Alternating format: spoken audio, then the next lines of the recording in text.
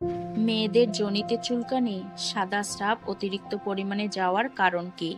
মেয়েদের যোনিতে চুলকানি এবং সাদা স্রাব অতিরিক্ত পরিমাণে যাওয়ার পেছনে বেশ কিছু কারণ থাকতে পারে, যার মধ্যে কিছু সাধারণ কারণ এবং কিছু গুরুতর কারণও থাকতে পারে।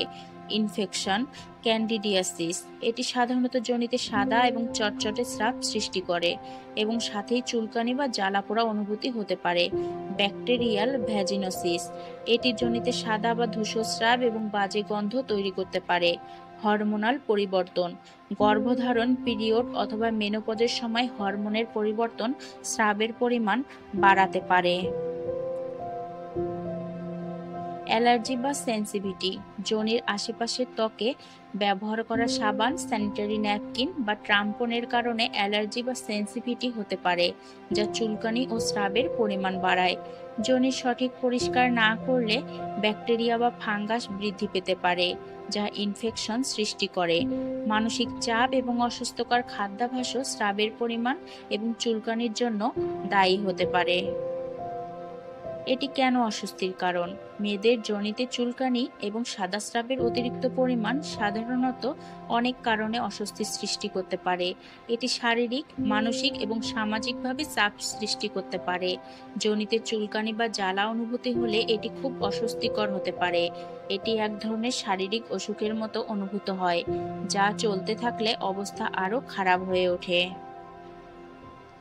যদি স্রাব খুব বেশি হয় বা বিভিন্ন ধরনের স্রাবের গন্ধ থাকে, যেমন বাজে গন্ধ, এটি শারীরিক অস্বস্তির সৃষ্টি করতে পারে এবং দৈনন্দিন কার্যক্রমে বাধা সৃষ্টি করতে পারে। স্রাবের পরিমাণ বৃদ্ধি বা চুলকানির সমস্যা অনেক মেয়ের মধ্যে উদ্বেগ সৃষ্টি করতে পারে। তারা ভাবতে পারে, এটা কি স্বাভাবিক? এটা কি কোনো গুরুতর সমস্যা? এটা অন্যরা জানলে কি ভাববে?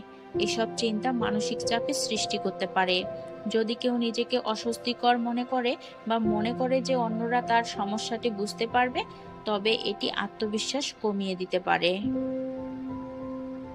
যদি চুলকানি বা স্রাবের অতিরিক্ত পরিমাণ সাধারণ কার্যক্রম যেমন কাজ, স্কুল বা সামাজিক যোগাযোগে বিঘ্ন সৃষ্টি করে, তবে এটি ব্যক্তির দৈনন্দিন জীবনে অস্বস্তি সৃষ্টি করতে পারে।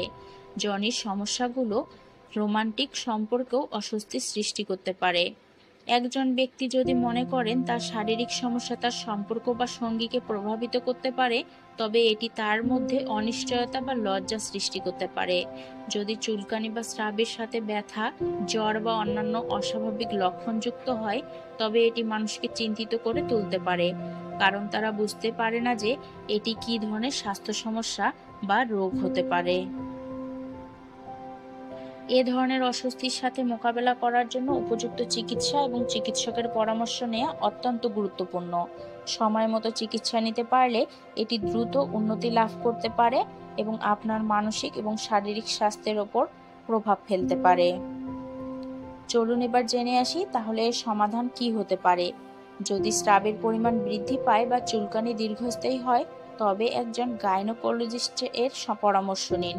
প্রতিদিন হালকা গরম পানি দিয়ে যোনি পরিষ্কার করুন, তবে অতিরিক্ত সাবান বা অ্যান্টিসেপটিক ব্যবহার থেকে অবশ্যই বিরত থাকুন। রাসায়নিক যুক্ত স্যানিটারি পণ্য এড়িয়ে চলুন। ইকো ফ্রেন্ডলি স্যানিটারি প্যাড বা ট্যাম্পন ব্যবহার করতে পারেন। ভেজা পোশাক বা টাইট অন্তর্বাস পরলে স্যাঁতস্যাঁতে পরিবেশ তৈরি হয়, যা ব্যাকটেরিয়া বা ফাঙ্গাসের বৃদ্ধি ঘটাতে পারে। প্রোবায়োটিক খাবার যেমন দই এবং ফার্মেন্টেড ফ্রুট খাওয়া ইস্ট ইনফেকশন প্রতিরোধে সহায়ক হতে পারে।